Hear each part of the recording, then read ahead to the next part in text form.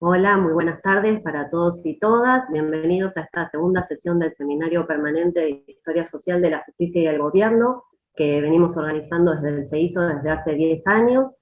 Contamos con el auspicio también del ISIR, de la Red Columnaria de Murcia, de la Red de Historia de la Justicia y de FAPOL.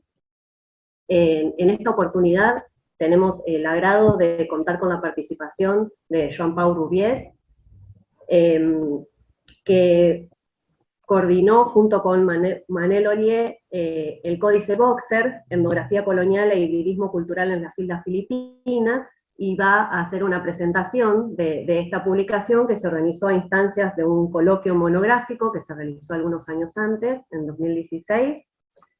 Y bueno, voy a cederle entonces la palabra a Jean-Paul para que nos haga su presentación. Como siempre les pido dejar los micrófonos cerrados mientras el conferencista esté hablando para no interrumpir con otros sonidos ambientales, y en todo caso después vamos a dar lugar a, a las intervenciones y a la realización de preguntas de parte de todos los oyentes.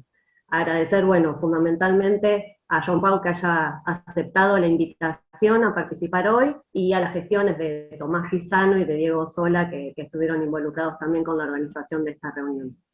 Así que bueno, buenas tardes. Pues muy buenas tardes. Es para mí un placer siempre hablar del Códice Boxer, que es un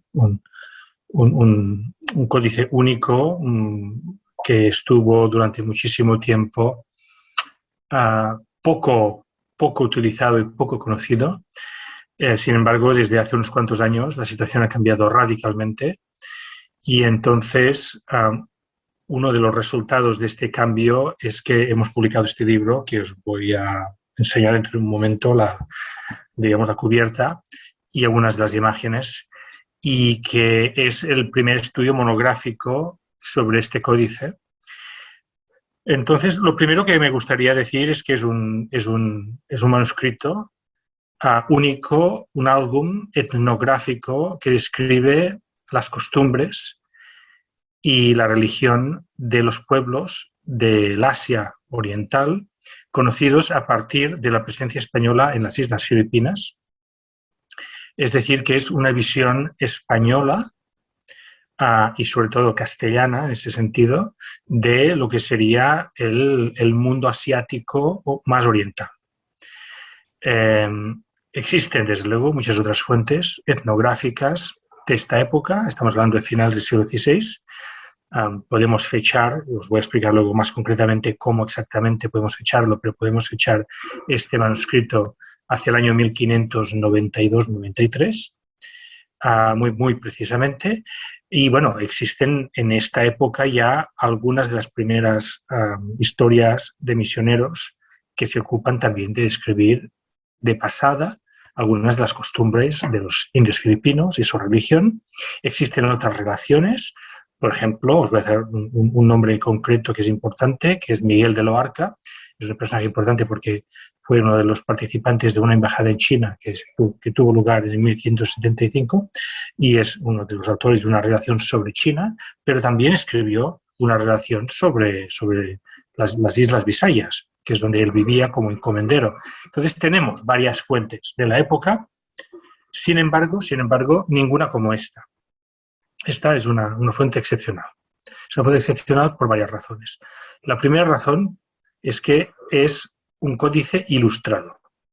Es un códice ilustrado, es decir, tiene una cantidad muy abundante de imágenes en color que tienen características muy especiales, pero entre ellas destacaré una, que es que el pintor o el artista sin duda era un chino, que forma parte de la comunidad de Sanglés que habitaban cerca de Manila. O sea que tenemos una etnografía de finales del siglo XVI con textos escritos en castellano, aunque no todos de origen castellano, que recoge descripciones de distintas regiones a partir de las Filipinas, pero que se extiende más allá de las Filipinas y constituye una panorámica de todos los pueblos conocidos por los españoles en aquel momento. Entonces, en ese sentido, el álbum es una compilación de textos, algunos de autores conocidos, otros de autores o, sobre todo, un autor anónimo, con unas ilustraciones.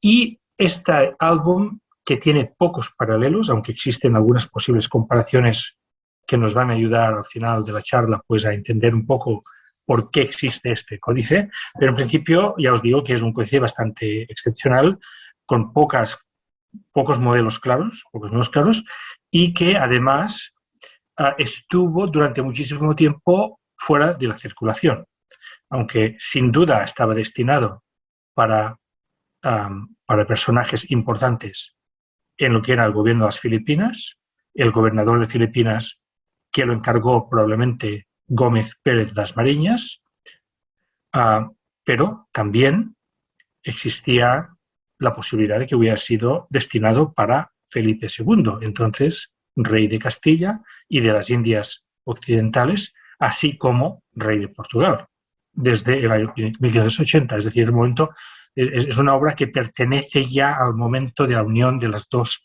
coronas imperiales ibéricas, la corona de Castilla y la corona de Portugal.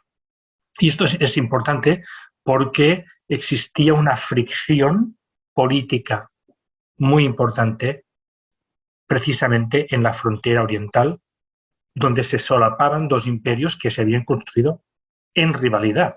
Como ya saben todos ustedes, se lo repito un poco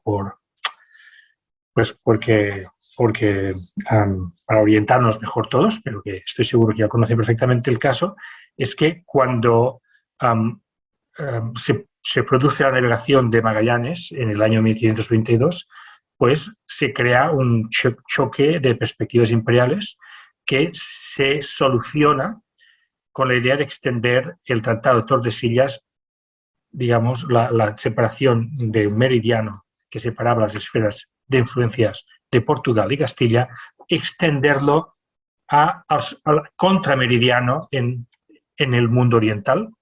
Y entonces la dificultad de saber dónde está este contrameridiano tiene en cuenta la imposibilidad técnica y científica en aquellos momentos de determinar la longitud. Es decir, la latitud era fácil de determinar de norte a sur por la posición del Sol, evidentemente, pero la longitud de este a oeste era imposible de determinar. Entonces, con este problema se creaba la posibilidad de que tanto Castilla como Portugal reclamaran el mismo espacio como espacio de legítima expansión según el acuerdo firmado en Tordesillas. Y a partir de aquí, pues existe además otro nivel, que es el nivel, digamos, de la política real, de la razón de Estado, que es que Castilla es siempre más poderosa que Portugal y amenaza constantemente a Portugal con la posibilidad del ejercicio de la fuerza. Con lo cual, pues los portugueses tienen que defender su posición siempre desde una posición de suspicacia y temor. El viaje de Magallanes, como ya saben ustedes, lo hablo de él porque estamos hablando de un viaje de hace 500 años, entonces toca hablar un poco de él, pues abre la caja de Pandora de este choque de rivalidades y se soluciona con el tratado de Badajoz de Elvas y de Zaragoza en el año 20, finalmente, en el año 1529, cuando Carlos V vende a los portugueses sus derechos, sin embargo, sin aceptar nunca que los territorios de las Islas Molucas, las Islas de las Especies, pertenecieran de facto a Portugal. Con lo cual, había siempre la posibilidad de reabrir, en condiciones idóneas, de reabrir el contencioso. Y es a partir de aquí que vemos que siguen habiendo varias expediciones desde las colonias americanas de España, sobre todo desde el hemisferio sur, que van a llegar, pues en algunos casos, a las Islas de las Especias, pero que nunca terminan de fructificar hasta que finalmente un piloto agustino, Fray Urdaneta, desde Urdaneta, consigue no solo acompañar un viaje, sino además encontrar la ruta de vuelta en el hemisferio norte, llegando a Acapulco. Y a partir de este momento, lo que había sido uno de los descubrimientos de Magallanes, que eran las Islas Filipinas, donde él mismo murió, se convierte en la punta de lanza para un nuevo proyecto imperial español en las Filipinas, que se concreta a finales de los años 60, 560, y durante los años 70. Sin embargo, intentando evitar un choque directo con el interés portugués ya consolidado en las costas de China, en la ciudad de Macao, que es la ciudad desde donde los portugueses tienen una pequeña colonia comercial donde compran productos chinos y los van a llevar a Japón. Pues bueno, esta situación cambia al convertirse Felipe II en rey de Portugal también, en 1580, por herencia, pero también por conquista, porque aunque tenía un derecho legítimo posible como heredero, como uno de los parientes más cercanos del último rey de Portugal, el rey Sebastián, a pesar de ello, Felipe II no deja toda la cuestión en manos de los abogados y los jueces, sino que va con un ejército y ocupa Portugal. Y entonces se producen unas cortes que confirman sus derechos, con el ejército haciendo sombra. Esto es importante saberlo. O sea, a partir de esta situación, Felipe II tiene los dos imperios, el de Portugal y el de Castilla, pero promete no mezclarlos. Sin embargo, sí que existe la posibilidad de que sucedan cosas que no son del todo previstas o del todo legales, tanto a nivel positivo, de sinergias imperiales, de colaboraciones, como a nivel negativo, de rivalidades y de dificultades, ¿no? Y es en ese contexto en que encontramos esta obra del Códice Boxer. Es en el contexto de una consolidación de la presencia española en lo que ellos llaman las Indias occidentales, porque las Filipinas son Indias occidentales, mientras que Macao son Indias orientales. Porque llegan unos navegando de España hacia Occidente, y eso incluye no solo llegar hasta México, sino Nueva España o Perú, sino que incluye llegar hasta las Islas Filipinas. Y por otro lado tenemos el viaje de los portugueses que de la India, bueno, de hecho de África han pasado a la India, de la India han pasado al sudoeste asiático, lo que es el estrecho de Singapur, donde la importante ciudad comercial de Malaca se convierte en uno de los centros comerciales controlados por los portugueses, y a partir de allí a las Islas de las Especias y más al norte hasta China y Japón. Bueno, voy ahora a empezar con las imágenes, tras esta breve, bueno, no tan breve introducción. A ver si la encuentro, a ver si está aquí. Bueno, se ve, ¿no? ¿Ven? ¿Sí? Vale, de acuerdo. Sí. Perfecto. Pues en este caso, esto es un mapa de elaboración. De hecho, Diego solo aquí, él me ayudó un poco a encontrar el mapa de fondo para luego realizar este pequeño mapa, que digamos que muestra la llegada de las flotas de Nueva España, que llegaron con esta flecha de aquí hasta las Islas de los Ladrones. Hoy se llama Guam, la isla principal. Y en el siglo XVII pasaron a llamarse las Islas Marianas, pero en el siglo XVI son las Islas de los Ladrones, tal como las bautizaron los españoles, donde vivían unas poblaciones nativas polinesias que eran los chamorros. A partir de aquí se llegaba hasta las Islas Filipinas. El punto de partida de la colonización española son las Islas Visayas, luego se pasan a lo que es Luzón, y desde Luzón, la ciudad de Manila, que tiene una importancia estratégica nueva. Está abierta al comercio con China. Y en esto es muy importante de notar que lo que estamos hablando es un cambio de orientación estratégica de todo lo que es la presencia española en Oriente. La idea inicial era rivalizar por el control de las especies. Es por aquí donde se habían peleado Carlos V y el rey Manuel de Portugal, y en la época de Magallanes. Sin embargo, lo que encontramos a partir de los años 70 ya, es otra orientación, que es el comercio de China. ¿Por qué? Pues porque en China, y sobre todo en la región de Fujian, que está en, digamos, la parte al norte de Macao, existía un grupo de comerciantes muy importantes que constantemente buscaban mercados en distintas partes del sudeste asiático, que no tenían derecho a poder comerciar en Japón porque estaba completamente prohibido, y es por ello que los portugueses utilizaron la ciudad de Macao y tuvieron que aprovecharse de algún modo de que existiera esta prohibición para hacer ellos el negocio de comerciar con seda china en Japón y traer plata japonesa a China. Y la plata es el gran producto que los chinos no tienen y que quieren. Y a partir de aquí, los españoles, que están produciendo una cantidad enorme de plata en las colonias americanas, tanto en Perú como en Nueva España, pues tienen el negocio redondo hecho muy fácilmente.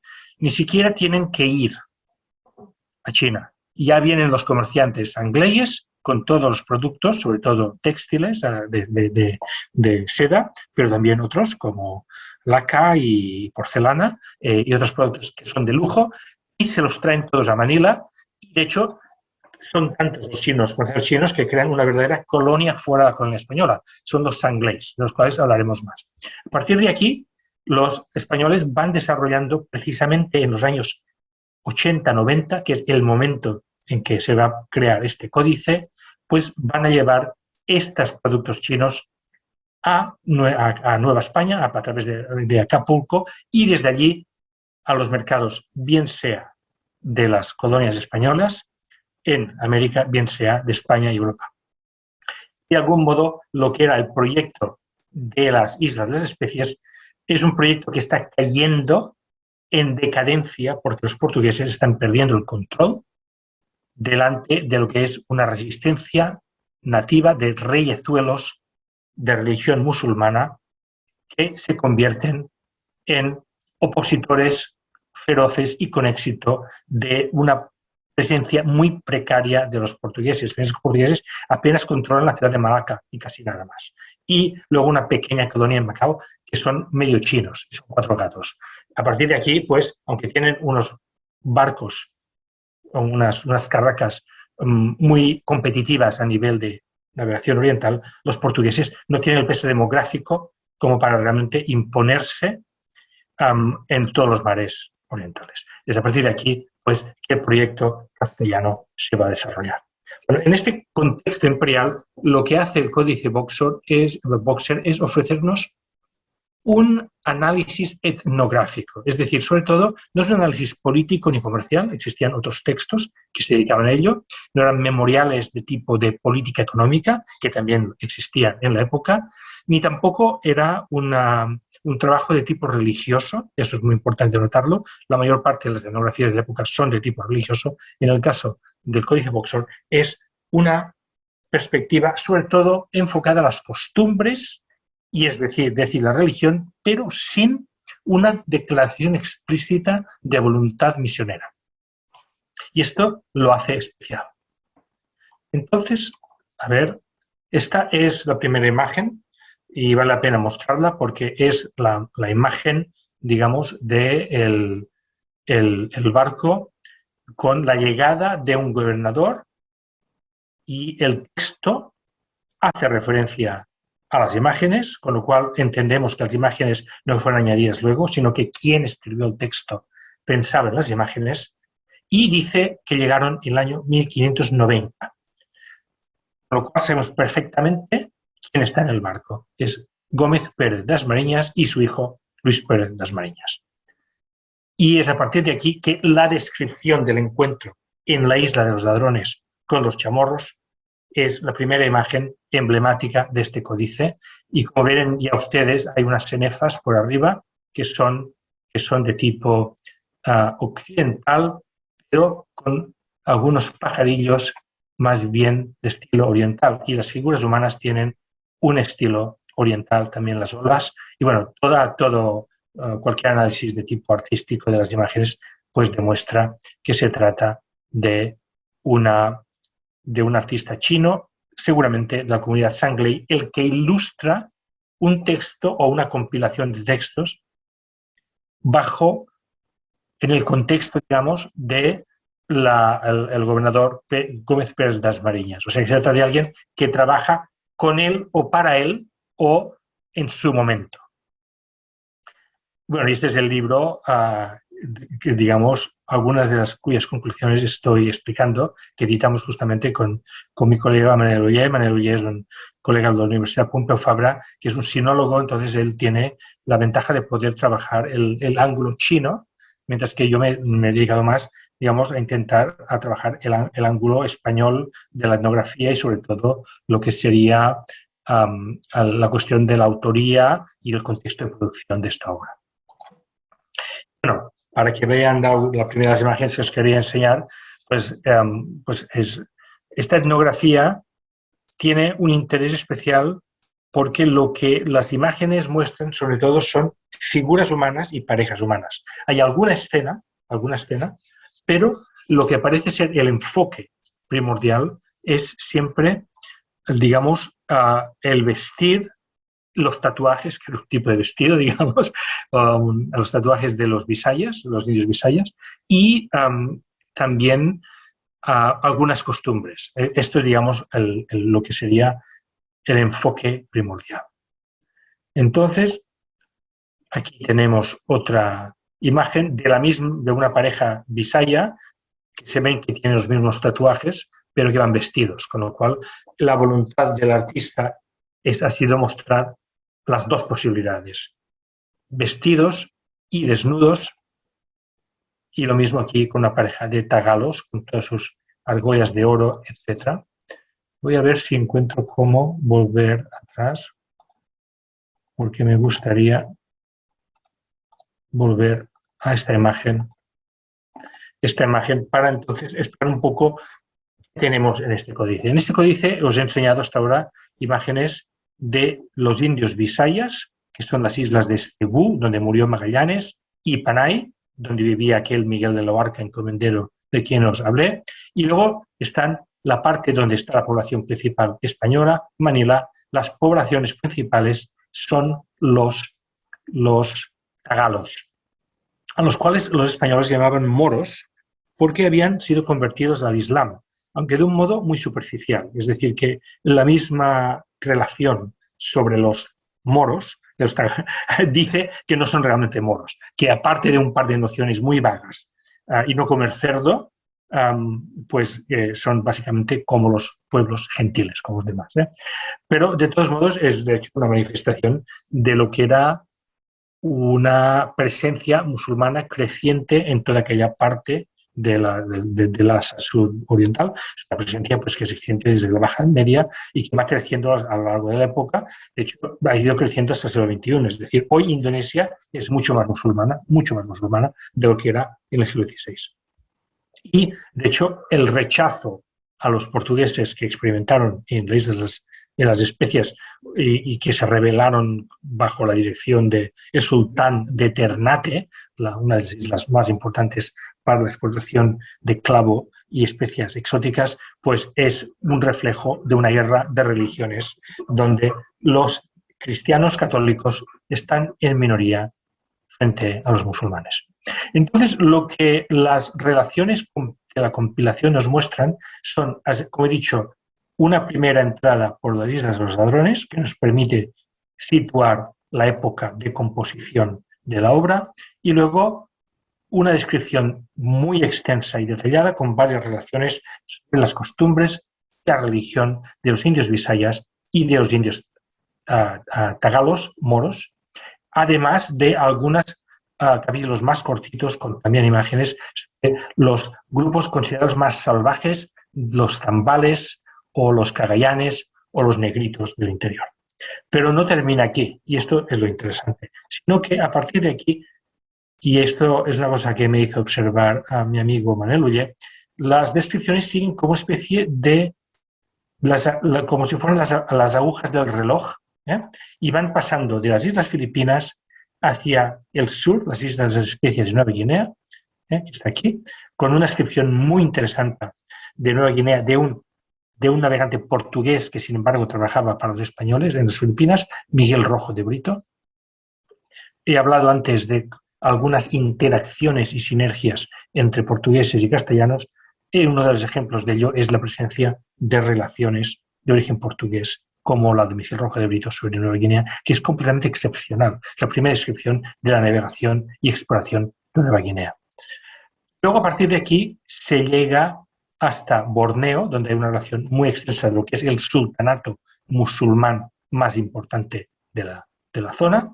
Y luego una serie de relaciones sobre Sumatra, sobre todo el sultanato de Aceh, otro gran enemigo de los portugueses, y también las costas del Patani y lo que es Siam, a partir de las relaciones de un obispo de Malaca, João Ribeiro Gaio, de origen portugués, que también pertenece a los colaboradores con los castellanos. Es decir, los portugueses en algunos casos resienten y temen a los castellanos, en otros casos deciden colaborar con ellos por razones pragmáticas, porque consideran que solo con el apoyo militar desde las Filipinas pueden retener el dominio de Malaca y de las Islas de las Especias. Finalmente, vas subiendo las relaciones hasta llegar a lo que sería Japón, que es muy al norte, China, que es una relación dependiente, que es el resultado de aquella embajada que os mencioné de Miguel de Loarca, aunque se trata no de la relación de Miguel de Loarca, sino de una relación paralela de un agustino también, que se llamaba Martín de Rada, que es una de las relaciones más importantes que se producen en el encuentro entre Castilla y China a finales del siglo XVI. De hecho, es una de las contribuciones más importantes para luego el libro más famoso que se produce por un autor español sobre China en aquella época, que es la obra de Juan González de Mendoza, que ha estudiado precisamente mi colega Diego Sola aquí en la sala. Bueno, pues Martín de Rada produce una relación de China, lo que llama Taiping, que es una de las obras más importantes sobre China producidas por autores españoles en aquella época. Hay además algunas descripciones de lo que sería zonas menos conocidas como Champa, que es lo que es el Vietnam, pero entonces era un reino con una tradición cultural mucho más compleja y diversa de lo que sería la cultura vietnamita de hoy. Bueno, con todo esto pues tenemos una panorámica donde algunas relaciones son muy largas, otras son muy cortas, otras son apenas unas cuantas frases, algunas tienen origen independiente, sobre todo portugués, o la relación de China, otras no sabemos de dónde viene, quién las escribió, y luego finalmente existe lo que se llama el grueso de las descripciones, que yo creo que incluye todo lo que refiere a las Islas Filipinas e Islas Ladrones y algunas otras relaciones que en mi tesis, es una tesis que yo defiendo en este libro, es que perdonad, algo atrás, mi tesis personal es que existe un solo autor que concibe la obra, recoge algunas relaciones preexistentes, pero es responsable de escribir la mayor parte de las relaciones etnográficas en aquel momento, o sea que es alguien que trabaja cerca de Gómez Pérez de las Mariñas, por tanto yo considero que podía haber sido su secretario, un hombre llamado Juan de Cuéllar, o alguno de los hombres letrados que trabajaban con él haciendo visitas, como un Juan de Bustamante, por ejemplo. Y bueno, estas son mis dos hipótesis principales, porque podemos excluir muchas otras posibilidades que se han sugerido, pues porque no corresponden con la cronología del momento. Figuras importantes de las Filipinas en años posteriores, como Antonio de Morga, autor de un importantísimo libro, Sucesos de las Islas Filipinas, publicados en Nueva España en 1609, o, por ejemplo, otra obra posterior importante son los memoriales de Hernando de los Ríos Coronel, que estuvo muy ligado al hijo de Gómez Pérez de las Mariñas, Luis Pérez de las Mariñas. Existen también jesuitas, como Pedro Quirino, que estuvieron escribiendo sobre las misiones jesuitas, y todos ellos escribieron relaciones de tipo etnográfica resumidas, paralelas o comparables a algunos de los materiales que encontramos en el Códice Boxer. Sin embargo, lo que yo he conseguido determinar con mi análisis es que no existe una derivación directa de ningún texto conocido a los textos del Códice Boxer, es decir, son originales, que todos ellos tienen una voz autorial en común, que es alguien que no solo ha estado allí, sino que además ha estado allí con Gómez Pérez de las Mariñas y además ha encargado las imágenes y se refiere a ellas continuamente. Esto es muy importante, es decir, alguien que ha concebido la obra con las imágenes. Y finalmente he podido determinar que, como mucho, la obra termina en el año 1593, con lo cual todos los autores como Antonio de Morga, Ornado Ríos Coronel o Pedro Chirino o bien son posteriores o bien por su estilo y su actitud muy distintos de quien pudiera ser el autor de esta obra. Y bueno, continúo hablando un poco más de las imágenes y ahora me voy a centrar en lo que sería uno, digamos, el otro gran tema, que es el hibridismo cultural. Se ha hablado de etnografía colonial y de hibridismo cultural. Bueno, la etnografía colonial de algún modo pertenece a lo que sería un saber imperial que ya he definido como algo correspondiente a un momento de la consolidación de la presencia española, pero ya con la idea de coordinar en cierta medida los imperios portugués y castellano, aunque respetando una jurisdicción independiente. Entonces, lo que vemos es que Gómez Pérez de las Mariñas y luego su hijo Luis Pérez de las Mariñas representan un momento de ambición imperial, es decir, un momento donde los españoles intentan o bien conquistar China, que fue un gran debate en los años 80, o como mínimo establecer una presencia comercial en China y además consolidar las Islas de las Especies. De hecho, Gómez Pérez de las Mariñas murió en una expedición a Ternate.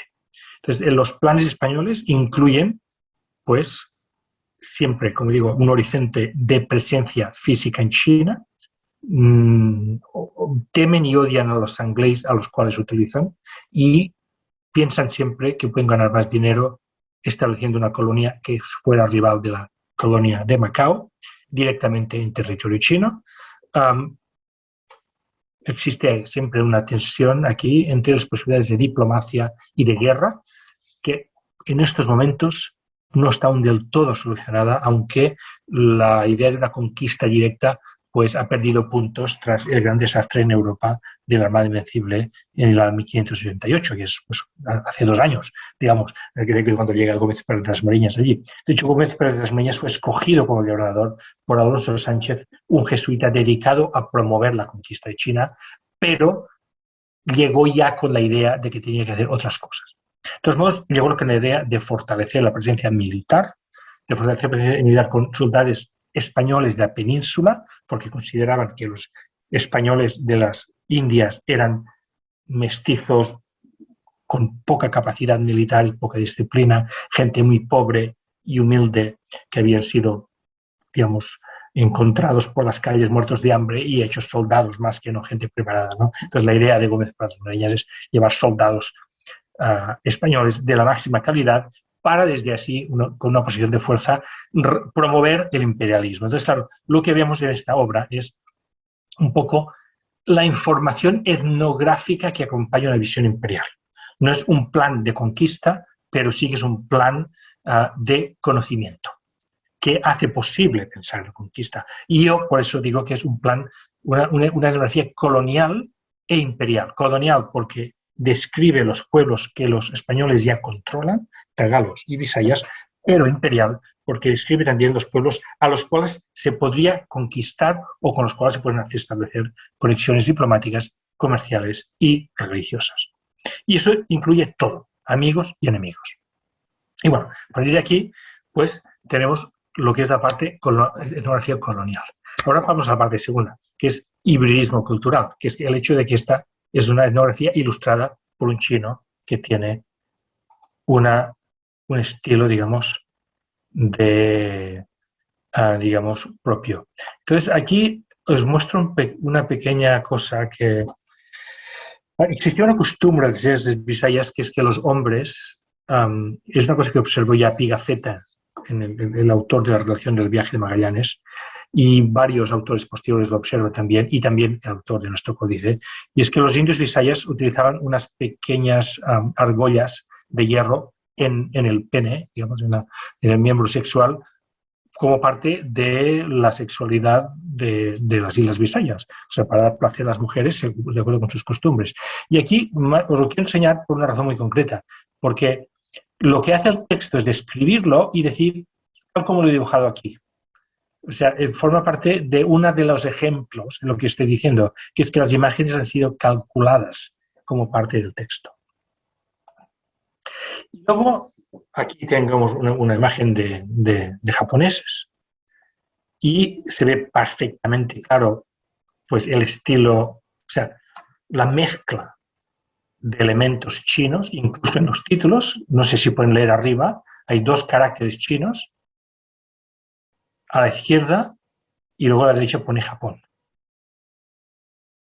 Y luego tenemos las 2 imágenes con un estilo de representación de figuras humanas de carácter chino, con las cenefas que pertenecen a la tradición europea de libros de horas, con lo cual tenemos claramente una interacción entre el autor, un artista chino, que sabe leer y escribir, y quizás que es el escribano, que quizás sabe escribir en castellano, además de chino. O si no hay un escribano español que se comunica con un intérprete, con un chino. O sea, no sabemos exactamente si el artista chino es el mismo intérprete o simplemente es alguien que dibuja bajo las instrucciones del autor mediante un intérprete. Una posibilidad sería que hubiera la mediación de uno de los dominicos que entonces estaba trabajando en la conversión de los chinos angleses al cristianismo católico. Se trata de Juan Cobos, una figura muy conocida, que precisamente hizo un viaje al Japón en un momento de grandísima tensión entre Japón y las Islas Filipinas, porque el entonces gobernante de Japón, Toyotomi Hideyoshi, amenazó a las Filipinas. Estaba entonces invadiendo Corea, una enorme, terrible, sangrienta guerra de aquellos años, y era un hombre muy temido, y en este contexto, pues, Juan Cobo se fue y ya no volvió. Murió tras un naufragio en la isla de Formosa, lo que es hoy Taiwán, al volver, en el año 93. Y curiosamente es cuando terminan las descripciones. Es decir, es posible que su colaboración hubiera sido importante y que su muerte impidiera que continuara. Pero también en el 93 muere Gómez Pérez de las Mariñas en una expedición a Ternate, como dije antes, que tras una sublevación de los remeros chinos, precisamente. Es decir, aquí hay unas interacciones políticas y culturales y digamos, tensiones étnico-culturales que cristalizan en una serie de tragedias y muertes que impidan que esta obra termine. Es una obra inacabada, pero casi terminada, que de algún modo se escribe entre el año 90 y el año 93. Bueno, aquí hay una imagen más, que son unos de los habitantes de las islas de Formosa, precisamente, donde murió Juan Cobo. Y bueno, aquí es interesante que empezamos a encontrar, y estos son los sangleis. Los sangleis son los chinos, los comerciantes chinos que venían con sus familias y crearon una ciudad fuera de Manila, que era 10 veces mayor. Es decir, había 500 españoles y 10.000 chinos. Con lo cual, las tensiones eran enormes, porque los españoles eran los que mandaban, pero los chinos eran los más numerosos, y los cuales se dedicaban a todo el comercio y toda la artesanía, y entonces existía una tensión a 3 bandas entre los indios tagalos, que eran explotados por los españoles como encomenderos, pero cristianizados y obligados a hacerse más cristianos y a hispanizarse. Luego estaban los chinos, que resistían como una especie de burbuja, aunque algunos se convertían en cristianismo, siempre se consideraba que eran conversiones falsas por razones pragmáticas, había muchas sospechas, y que además representaban numéricamente una amenaza, siempre con la posibilidad de una intervención de una flota imperial de China, es decir, siempre con esta sombra de tensión política. Todo esto llevó a enormes matanzas. Una gran matanza de San Glés, donde murió precisamente el hijo de Gómez Pérez das Mariñas, Luis Pérez das Mariñas, unos años más tarde. O sea, todo esto son tensiones étnicas muy serias y muy reales. A pesar de ello, se crea este producto híbrido, y aquí es de momento tenemos el autorretrato del autor, ¿no? Del artista. Yo aquí quiero entrar en lo que sería la última parte de este hibridismo cultural, que es que llega un punto en que parece que se terminan las relaciones de los digamos, descripciones de los pueblos conocidos por los españoles en Filipinas. Al autor se le termina el material, pero el artista china tiene acceso a libros, o quizás al trabajar juntos han visto libros. Y entonces empieza a incorporar cosas sobre China que van más allá de la relación de Martín de Rada y se convierten en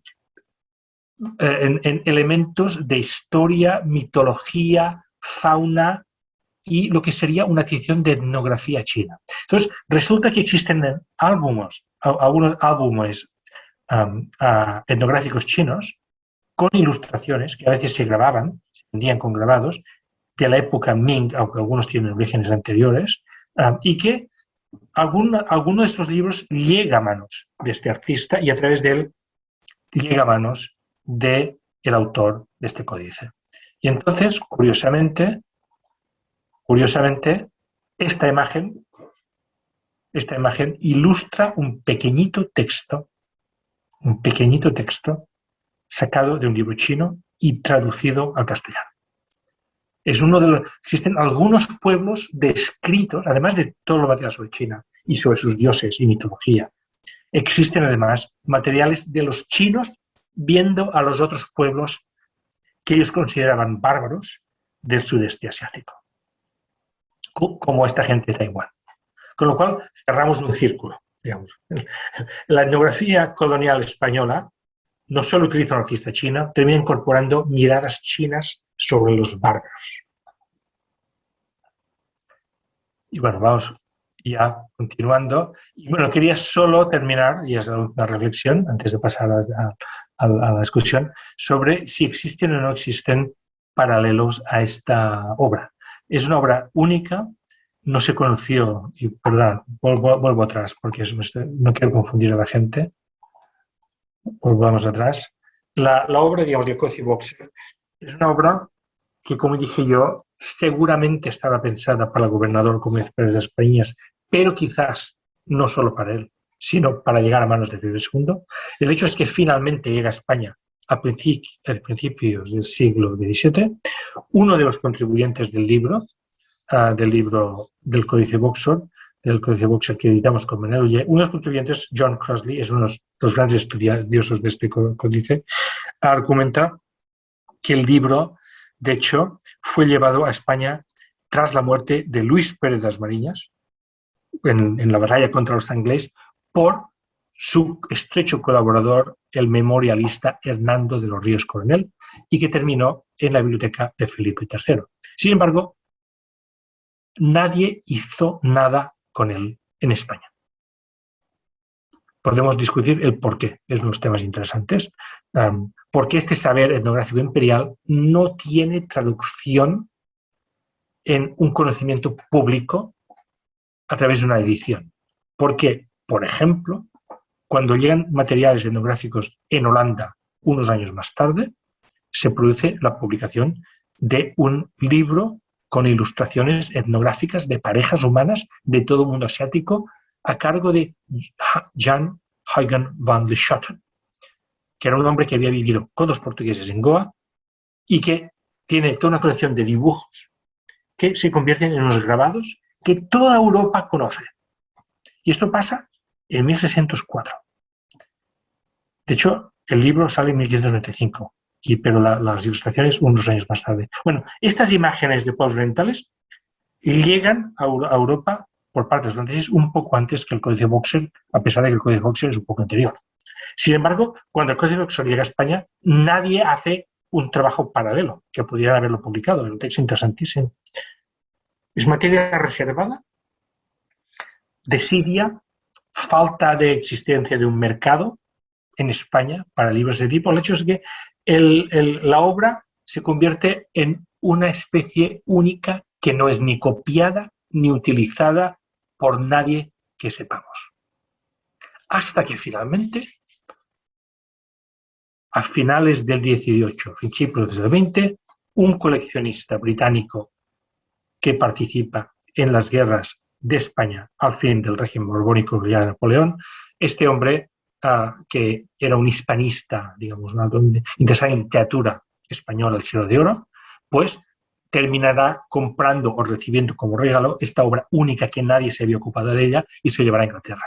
Y entonces permanecerá en su colección particular en su palacio en Londres hasta que las bombas de la Segunda Guerra Mundial destruirán aquel palacio y se salvarán algunos libros que se pondrán a la venta, y un historiador británico llamado Charles Boxer, uno de los grandes historiadores del colonialismo portugués y holandés en la época moderna, lo compra de su propio bolsillo, es él mismo coleccionista de libros y manuscritos, y se dedica pues a publicar algunas cositas sobre un artículo muy importante que está incluido en el libro, en el apéndice, que publicó en inglés, lo hemos hecho traducir, que es una descripción del Códice Boxer. Y a partir de aquí, aparte de algunos estudiosos filipinos que tienen acceso a algunas fotos que les envía el mismo Charles Boxer, no existe un conocimiento, y sobre todo en España y en el mundo castellano parlante, no existe ningún conocimiento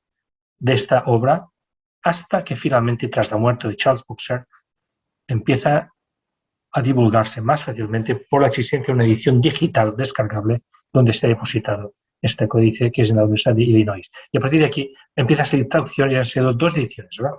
En castellano con traducción inglesa paralela, de ediciones rivales paralelas, de ediciones de textos bilingües, que, digamos, están ahora, pues, han hecho más accesible este texto, y que, de hecho, nosotros hicimos nuestro coloquio en Barcelona, justo cuando estaban publicándose estos libros. Participaron los 2 editores rivales, George Brian Sousa y Isaac Donoso. Finalmente Isaac Donoso participó en el libro también, con un bello artículo sobre el Islam en el Códice Boxer.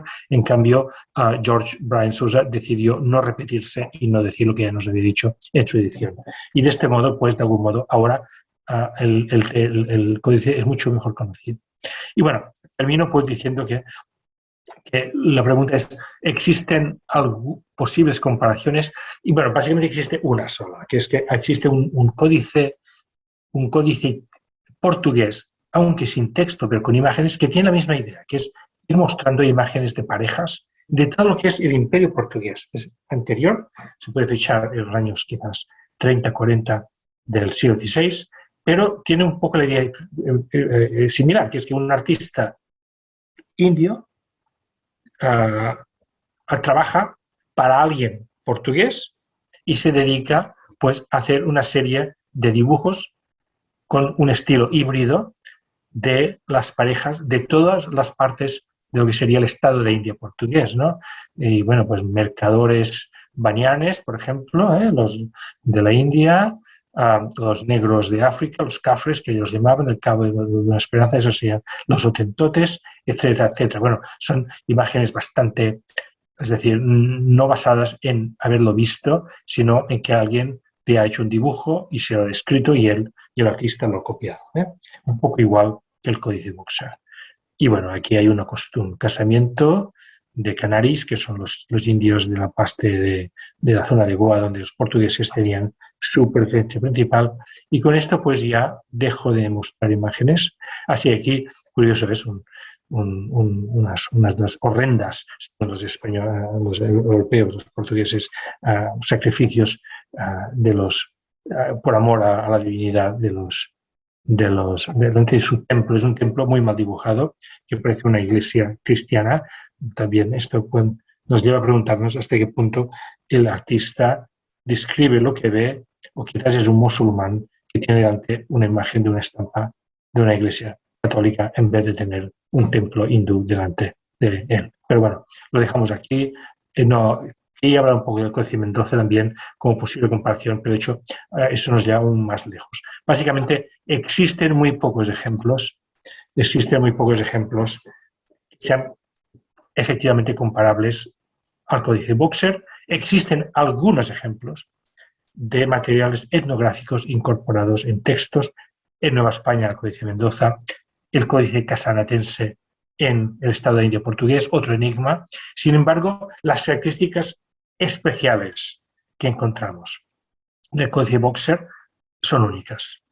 Es una compilación de textos etnográficos con ilustraciones que se fijan sobre todo en el vestido, en el aspecto físico y en las costumbres. Y esto es bastante único, porque existen otros textos pues, que se fijan en información fiscal, como el Códice Mendoza, en información religiosa, como muchos materiales etnográficos producidos por lo que serían los misioneros. Existen algunos textos que se fijan en información política y comercial, como, por ejemplo, el libro de Duarte Barbosa o el libro de Tomé Pires, portugueses, a principios del XVI, pero sin ilustraciones y sobre todo enfocados a un conocimiento práctico, comercial y político, pero como códice Boxer realmente no hay casi nada. Y bueno, termina diciendo que se llama códice Boxer pues porque lo descubrió, lo dio a conocer y lo tuvo en sus manos durante mucho tiempo Charles Ralph Boxer.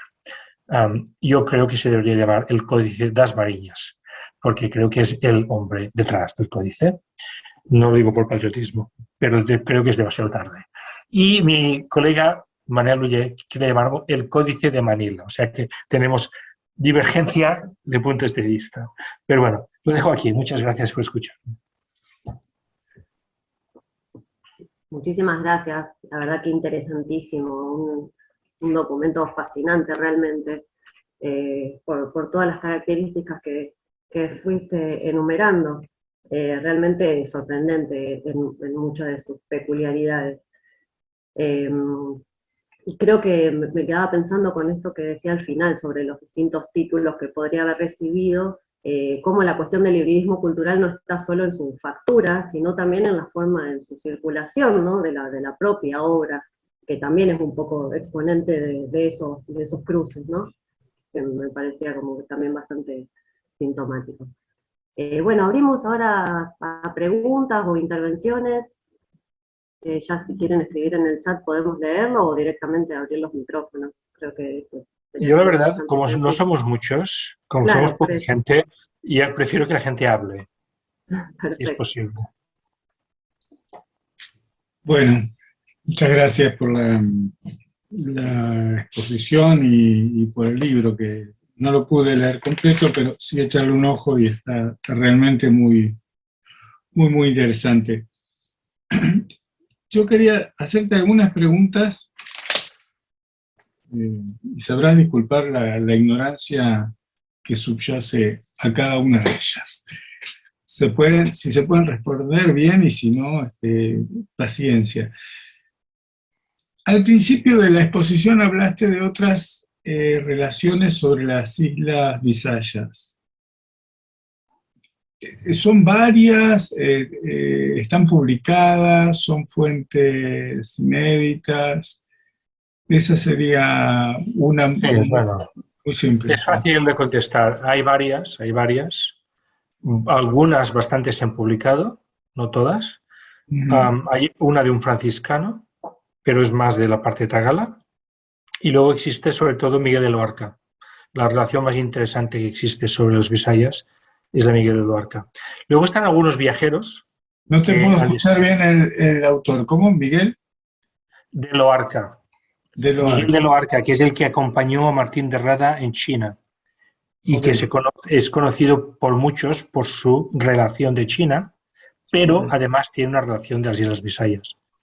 Algunos, como Isaac Donoso, especularon que quizás el autor del Códice Boxer ha conocido esta descripción.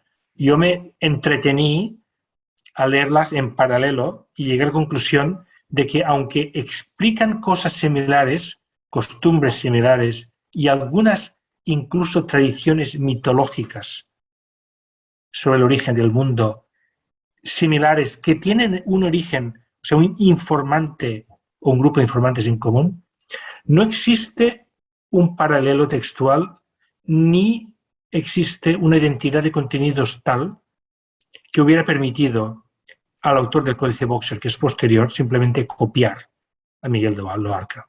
Es decir, si lo hubiera copiado, no hubiera podido decir muchas cosas que dice. Con lo cual, pero es que además no existe ninguna evidencia de ninguna frase copiada. Con lo cual, para mí tenemos un caso de convergencia, no de copia. Es decir, que dos descripciones realizadas en la misma isla, seguramente, preguntando a los mismos viejos, seguramente, porque estamos hablando de una isla donde los españoles tienen una sola ciudad,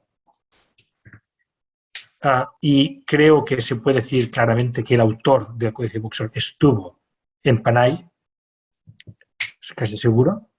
Bueno, pues a partir de aquí es muy fácil entender que con una distancia de 5 o 6 años observen costumbres bastante distintas y recogen historias bastante distintas. Parecidas, sí. Esta es mi lectura personal. Es un tema... Solamente no iba tan lejos, iba sobre la existencia de esas fuentes por un interés nada más. Perdona, me dejo llevar yo siempre.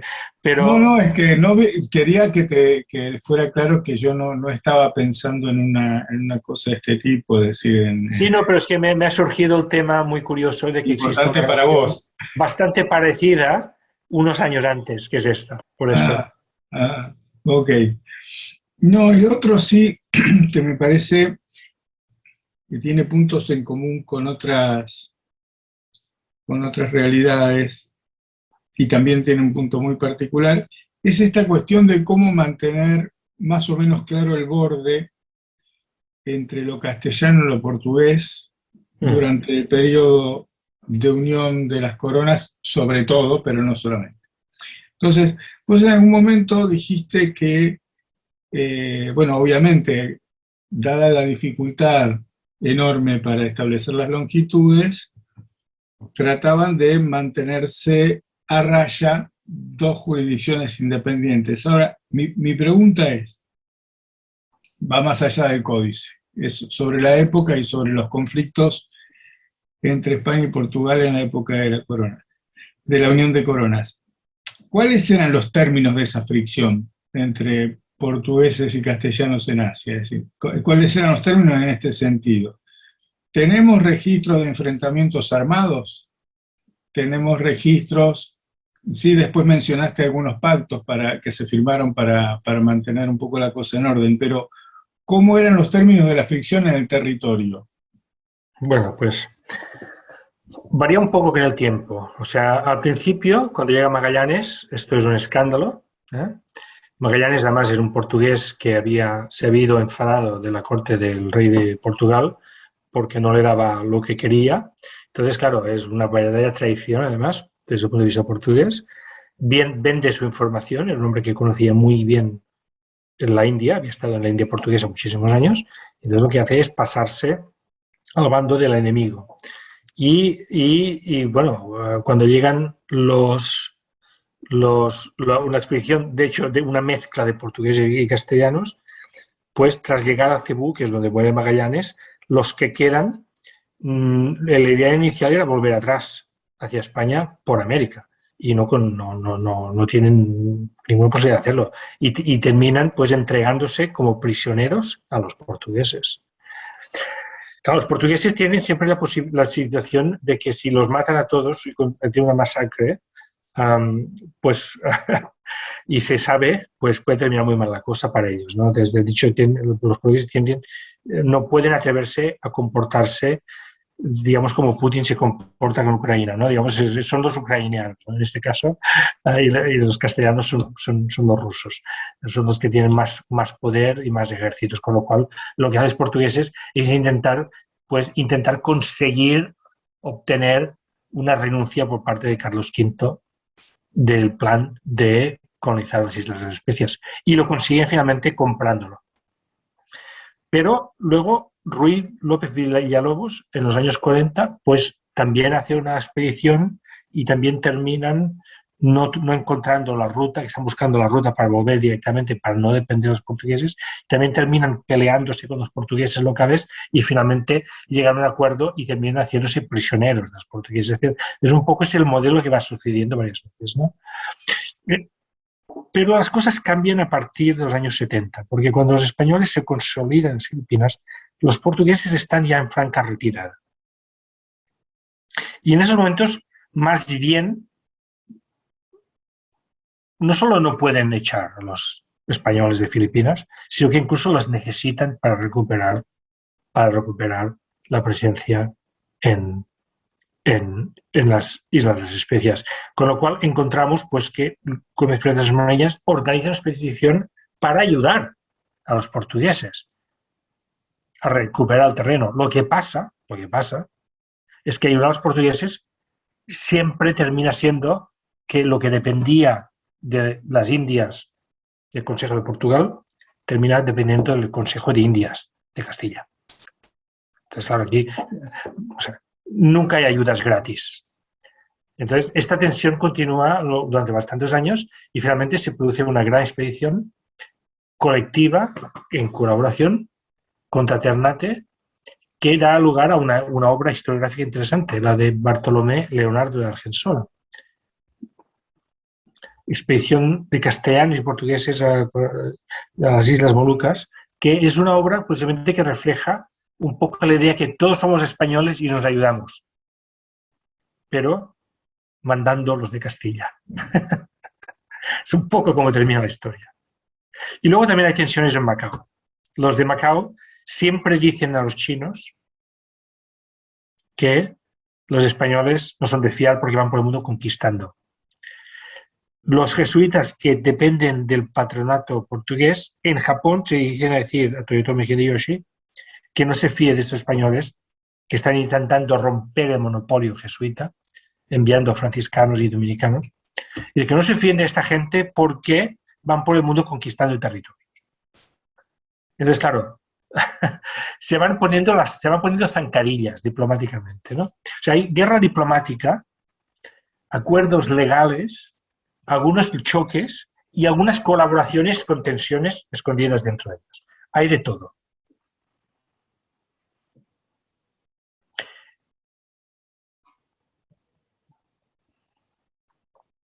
¿Otra pregunta? ¿Alguien más? No, a ver, yo tenía una pregunta. ¿Puedo? Sí, sí. Bueno, buenas tardes, en este caso, ¿no? Para nosotros. Muchas gracias por la exposición. Yo tuve un poquito de problemas al inicio para conectarme y para escuchar un poco, así que por ahí estoy preguntando sobre algo que se dijo en el comienzo, pero bueno, si así pido disculpas. Pero me gustaría saber si hay si se puede establecer una unidad en relación al contenido del códice en cuanto a que si está articulado por capítulos, por tomos, por temáticas o tiene una descripción densa y del que se va extrayendo la información, si esos dibujos y sus pinturas tienen también una unificación en el material, es decir, si son acuarelas y si hay algún tipo de información en relación a eso para saber materialmente, digamos, sobre la construcción y organización del códice. Sí, vale, es una buena pregunta. El códice está hecho con papel chino de arroz. Ha sido, como he dicho yo, compuesto de acuerdo con un plan. Hemos perdido lo que hubiera podido ser el título y la dedicatoria y el prólogo, con lo cual hemos tenido que hacer muchas hipótesis. Seguro que existía, o si no existía, estaba planeado que existiera, ¿no? Pero al ser una obra inacabada es posible que no se llegara a escribir. Imaginemos que el secretario Juan de Cuéllar lo está preparando para Gómez Pérez de las Mariñas, por ejemplo, pero el hombre muere antes de terminar la obra. Entonces, ¿qué pasa? Encontramos que algunas imágenes, hay algunos espacios en blanco para poner imágenes que no se han hecho. Y luego, otra cosa interesante es que son básicamente 22 relaciones distintas de origen, pero algunas se pueden agrupar, algunas pertenecen claramente a una voz autorial sobre Filipinas, otras son cosas muy concretas. En algunos casos no dicen la autoría de Miguel Rojo de Brito o del obispo de Malacayo, son traducciones al castellano de textos portugueses donde se reconoce el nombre de autoría. En otros casos, como la descripción de China de Martín de Rada, no tenemos el nombre del autor, aunque sabemos quién es porque tenemos otras copias. Es decir, que no existe una coherencia absoluta en cómo se presentan los materiales. Y finalmente, los títulos normalmente aparecen en dorado, a veces cuando son de origen chino, con caracteres chinos y luego la traducción al castellano. En cambio, cuando son materiales puramente europeos, solo hay un título en castellano. Y estos títulos no son separados o sea, a veces van casi de corrido, o sea, termina un capítulo y empieza el otro, la misma página. Lo que sí se puede decir es que cuando empieza un nuevo grupo étnico, aparecen las imágenes y luego los textos. Es decir, que las imágenes están agrupadas de acuerdo, o sea, 3 o 4 sobre los bisayas y luego descripciones de bisayas, 3 o 4 sobre los tagalos, descripciones de tagalos. Imagen de los japones, descripción de los japones. Donde esto se rompe es al final, donde el material chino empieza a crecer y crecer y crecer y se convierte en algo, como, digamos, extra, ¿no? Espero que esto responda a la pregunta. Sí, muchas gracias. Sí, perfecto.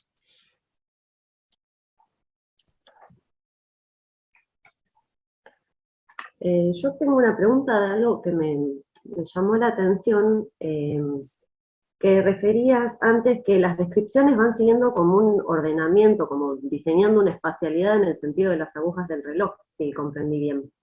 Sí. Y en ese diseño, digamos, me pregunto, digo, el centro sería Manila. Sí, Digo, sí, eso sí, supone una narrativa sobre la importancia que él le otorgaba a quien encargó sí, sí, la sí. escritura del códice Sí, sí, sí. a su propia, Es a su propio absolutamente accionar, ¿no? sí, sí, sí, absolutamente manilacéntrico, sí, sí. Claro. Claro, eso me preguntaba pensando un poco también en las intencionalidades políticas, ¿no? De encargar la escritura de esta obra, que en definitiva, más allá de que se revele más o menos explícitamente esa intención, la forma en que sitúa Manila habla un poco, ¿no? Me parecía Sí, sí, sí, sí, de sí, esto. sí, sí. Sí, sí, además, como he dicho antes, la creación de la ciudad de Manila como capital de las Filipinas sí que tiene una importancia estratégica clara, es decir, es orientarse hacia China y secundariamente Japón. Y también el sudeste asiático secundariamente. Luego habrá expediciones a Camboya, por ejemplo, etcétera, en años posteriores. Pero China es la clave. El comercio con China es la clave de todo. Y Manila es la ciudad fortificada española más importante, aunque existen un par más de ciudades, pero son 4 gatos, ¿eh? Son 4 gatos. La gente va allí a hacerse ricos y luego marcharse, a volver a España. Claro. Y aquí hay una diferencia con Macao, muy interesante. Los portugueses en Macao se casan y se quedan a vivir en Macao. Y se convierten en, básicamente son casi pronto muy mestizos, ¿no? Creo que viven mejor allí de lo que podrían vivir en otras partes del Imperio Portugués. El hecho es que o se hacen tan chinos que ya no se atreven a volver a Portugal, ¿no? En cambio, los españoles en Filipinas claramente van allí como una extensión de la presencia en América Latina. Entonces van allí a ganar dinero y volver, o bien a España o bien a Nueva España. O sea, por ejemplo, Antonio de Morga pues es un juez de audiencia que llega a lo más alto de presidencia de audiencia de Quito, por ejemplo, ¿no? Pero que estuvo pues, en la audiencia de Filipinas. O sea, algunos terminan haciendo una carrera puramente colonial, ¿no? Pero claramente no hay una vida civil en Manila del nivel equiparable a México o a Lima.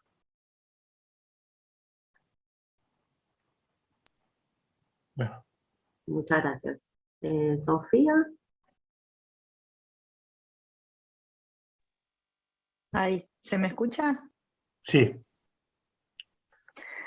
Miren, se me desconectó un poquitito al principio de la exposición del profesor, así que quizás esta pregunta ya ha sido respuesta, pero yo llegué a leer un poco del libro antes de la exposición, no lo logré terminar todavía, pero estoy en proceso, y a raíz de la exposición más me intrigó esto. Si el códice fue escrito para alguien que quizás incluso murió y por eso quedó inconcluso, y con una clara intencionalidad etnográfica, recopilando incluso otras fuentes e incorporándolas, yo lo que más me llamó la atención fue el hallazgo del códice y dónde estuvo durante mucho tiempo. ¿Se tiene algún registro de su utilización luego de haber sido escrito en algún momento? ¿Hacia quién? Si realmente en la corte esto se circuló, se leyó, eso básicamente, ¿se usó? Si para la persona que estaba dirigido no se llegó a terminar, ¿a dónde terminó después antes de caer en la casa de este inglés, del Ritz y de, bueno, lo demás que ya conocemos? Sería eso. Sí, bueno, lo dije un poco por encima, pero lo puedo explicar más claramente. No lo llegué quizás El libro fue encuadernado en Madrid alrededor de 1614 y seguramente fue traído a España por Hernando Ríos Coronel a principios del siglo XVII, tras la muerte de Luis Pérez das Mariñas, que quizás lo heredó su padre, al morir su padre, pero que nunca lo desarrolló. Es decir, todo el desarrollo es hasta la muerte de Gómez Pérez das Mariñas. Su hijo, que era muy joven y que era también un hombre con muchas ideas imperialistas, pues nunca hace nada con él. Y luego llega a Madrid y nadie hace nada con él nunca, que se sepa. O sea, queda enterrado tras su encomendación en lo que yo creo que debería ser bien una biblioteca de Felipe III, que hubiera sido el Escorial, imagino, pero me extraña, porque lo que entra en el Escorial normalmente no sale. Quizás Hernando Ríos Coronel buscaba otro patronazgo y se lo dio a algún cardenal estilo Lerma, quién sabe. Es decir, yo creo que fue a parar a manos de alguien importante en Madrid que no se ocupó nunca de hacer nada con él. O bien el rey, Felipe III, un hombre sin mucha exclusividad intelectual, la verdad, no sé, al contrario que su hijo, Felipe IV, o su padre, Felipe II, son gentes pues que ven. Felipe III es un hombre muy, muy mediocre, ¿no? Yo creo que es una tragedia, ¿no?, para la vida intelectual de este tipo de cosas, porque no hace nada. O bien alguien como Lerma, quién sabe, ¿no? Podría haber sido incluso el conde de Lemos, ¿no?, que estaba entonces de presidente de las Indias. Son hipótesis que, digamos, en cualquier caso, lo que es sorprendente es que nada hizo nunca nada con él. Que se sepa. No te oigo, Sofía. Perdón, bueno, nadie no, ustedes. No, hasta ustedes entonces. Sí hicieron algo. Digo entonces. En aquel momento. Entonces, no. En su momento. Eso me sorprendió muchísimo, Cuando empecé a verlo, todo lo que tenía adentro, volví a la introducción y dije, pero, ¿dónde estuvo? Fascinante. Sí. Muchísimas gracias. Pues me alegro. ¿Diego? Sí, no, yo quería agradecer una vez más a Joan Pau, porque siempre es un lujo y un placer escucharle, además de leerle, porque la aportación tanto suya como de Manel en la coordinación de este volumen y la propia iniciativa de los seminarios que llevaron al libro, bueno, pues ya habéis podido ver que es una aportación fundamental para el conocimiento de una fuente y de una obra y de un momento que no siempre ha sido justamente valorado. Y bueno, me venían a la cabeza cuestiones que ya hemos tenido ocasión de comentar o de compartir, especialmente en los seminarios que se organizó con el grupo CERN que Joan Pau lidera en la Universidad Pompeu Fabra, precisamente sobre ese rastro perdido de la obra y sobre todo ese impacto que nunca se llega a producir. Y además Joan Pau, como gran experto en etnografía y ese proceso constructivo de la etnografía y cómo se difunde, pues él nos puede apuntar ahí unas ideas, ¿no? Pero el caso, ¿no? Joan Pau, bueno, que lo apuntáis en el libro, de que al final se trata de un tipo de obra que constituye como un género en sí misma, que, digamos, a pesar de que hay bueno, además tu aportación con el capítulo de la voz del autor o la voz autorial, creo que eso es fundamental, pero que el proceso creativo escapa a lo que sería el proceso canónico de creación de la etnografía en el momento, ¿no? No tenemos detrás o un fraile, o más que un fraile o un religioso, o que sea un jesuita en este caso, que no sea un mendicante, que tiene detrás su grupo, ¿no? No hay el interés de grupo, porque hay el interés de un individuo, del Sí. gobernador, y luego como que cuando desaparece no hay esa lucha en los centros de poder metropolitanos por posicionar la obra, y esa es una gran desgracia, a lo que no sé, Joan Pau, si puede contribuir también la propia riqueza artística del libro, porque ese también ha sido un tema muy de Códice Boxer, ¿no? Yo recuerdo cuando Joan Pau nos empezó a hablar de esta obra, decía, las imágenes son muy importantes, pero se ha acostumbrado a descuidar mucho el texto. Entonces, cuando en ese Madrid de principios del siglo XVII llega la obra, las imágenes lucen mucho, los textos se leen con atención. Bueno, además es ese proceso un poco constructivo del texto acumulativo, pero queda como un objeto como de lujo y poco traducible en un producto editorial, pero sobre todo no, supongo. Me interesa especialmente, Joan Pau, un poco la reflexión, porque tú ya sé que has dado vueltas y tú apuntabas el tema de la desidia o los circuitos editoriales que no funcionan en ese momento, de cuál es el elemento tipológico de la obra que impide esa difusión, sobre todo en relación al caso que has señalado también de, por ejemplo, holandés de Linschoten, ¿no? Que en cambio, pues aquello es una edición fantástica, ¿no? Sí, sí.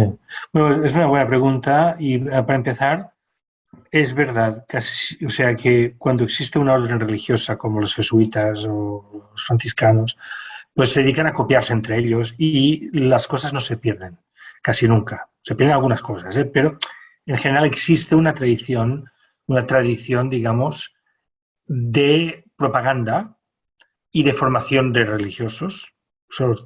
Tanto si se trata de formar a los misioneros como si se trata de defender a la orden contra críticos y rivales, el hecho es que se producen obras. Y, por ejemplo, el caso jesuita en Filipinas es el más claro. Existe, pues, la obra de Pedro Chirino que no se publica, pero su sucesor, Francisco Colín, sí que lo publica. Hay luego continuaciones posteriores, como Diego de Oña, que no se publican, pero luego otra que sí, murió Albert. Es decir, vamos viendo cómo, aunque no siempre se publique, se van transmitiendo los materiales y reescribiendo generación tras generación a lo largo de 150 años, ¿no? Los jesuitas son los más escribientes. Los agustinos tienen su crónica de Tordesillas, pero que también recoge follas muy anteriores, incluidas de esta época. En cambio, al ser una obra laica, no entra en esta dinámica.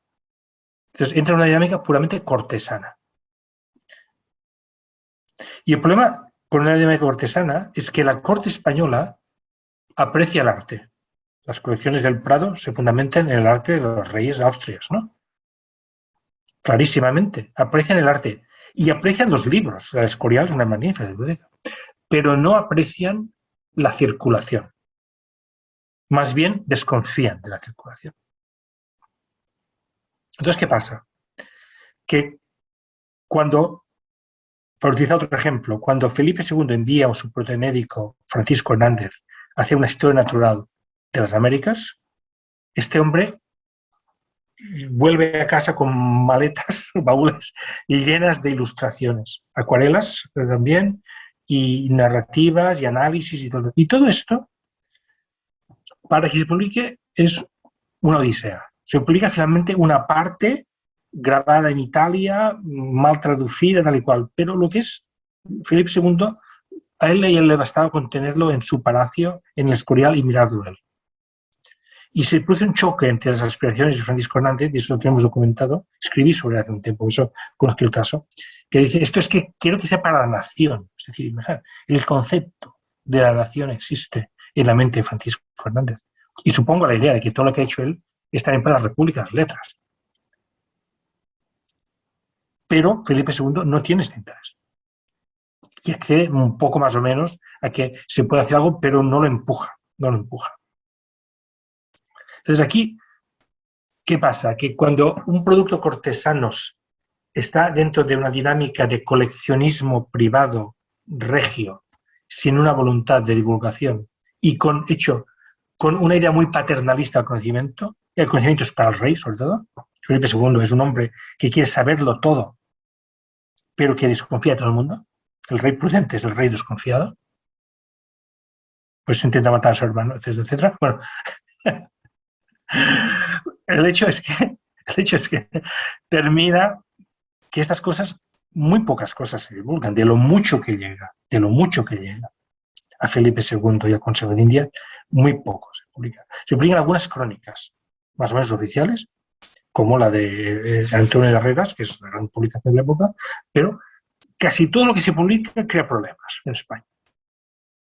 Siempre hay alguien que se ofende o que no le gusta o que tal y cual. Lo poco que se publica y lo mucho que se escribe. Claro, esto es lo de Filipinas, que es una colonia que ni siquiera estaban seguros de si podían mantener, pues se pierde todo esto. Se pierde. En cambio, ¿qué pasa en Holanda? Pues en Holanda existen dos cosas distintas. Existe un interés corporativo. Las actividades de la Compañía de Indias Orientales, la VOC, dependen de inversiones. Es decir, que tú quieres motivar a las clases medias a invertir. Y segundo, existe toda una estructura de publicación y de grabados. Es mucho más caro y difícil publicar con grabados y vender en España. Claro, estas imágenes se podrían haber convertido en grabados, que es lo que se va a hacer en Europa durante siglos, hasta el siglo XIX. Es el grabado lo que da visibilidad a este tipo de imágenes que pueden haber sido originalmente acuarelas, dibujos, incluso óleos. En cambio, esto existe muy poco, de esto existe muy poco en España, muy poco. Es una diferencia enorme. Yo cuando dije el argumento, Fernando Bouza, me pareció un poco ofensivo, casi, ¿no? Es que no estás dando justicia a lo que es todo el mundo tan sofisticado de la cultura cortesana, que sí que es muy sofisticado, pero que no está pensado para un público amplio. Es una cosa muy aristocrática. Bueno, espero que te haya respuesto.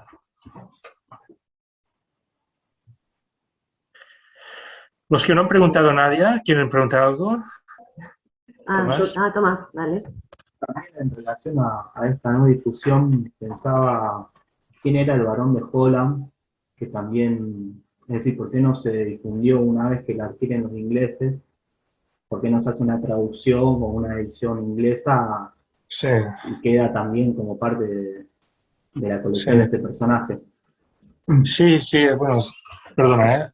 A ver, no sabemos exactamente, era un gran coleccionista, pero yo creo que lo suyo más era la poesía tipo Góngora y supongo que fue una cosa también, una cosa rara, ¿no? Digamos, no era una apasionada, así como había muchos aristócratas ingleses que les apasionaba el teatro de viajes. El teatro de viajes del siglo XVIII en Inglaterra es cada vez más una cosa de clases medias, ¿no? Y se publican sobre todo lo que se llama Grub Street, es decir, se hacen versiones para un público amplio con suscripción, etc. Esto es una obra que yo creo que si hubiera caído en manos de un empresario, quizás se hubiera publicado. Pero al terminar en manos de un aristócrata, pues lo pone en su colección particular. Y que no tiene relación con el poder político en ese sentido, como para poder... No, porque no existe, o sea, existen los ingleses sí que están entonces tomando control de lo que es la India, Claro. Y se están publicando muchos libros, pero en aquel momento la India es su gran proyecto, cuando llega a Inglaterra. Las Filipinas y China lo van a ser el 19, pero yo creo que no se produce el cruce entre el autor, el propietario de esta obra, un hombre fascinante, por cierto, y su mujer también, ¿no? Una mujer fascinante, pero no se produce un cruce entre esa gente y los intereses comerciales de las Filipinas, pues era un lugar donde los españoles habían sido arrinconados y los ingleses pues ya estaban tomando control de todo el comercio de China, y los españoles estaban pues agarrados a sus faldas para ver si recogían alguna angruna, como se dice, algunas migajas, ¿no? Bueno, si no hay más preguntas, solo nos queda volver a agradecer a John Pau por haber participado. La verdad que fue muy, muy interesante su presentación. Bueno, muchísimas gracias entonces y a todos por participar. Nos vemos la próxima. Vale, muchas gracias por la invitación, ¿eh? Adiós. Chao, chao, Hasta gracias. pronto. Chao. Chao, luego. gracias. Adiós.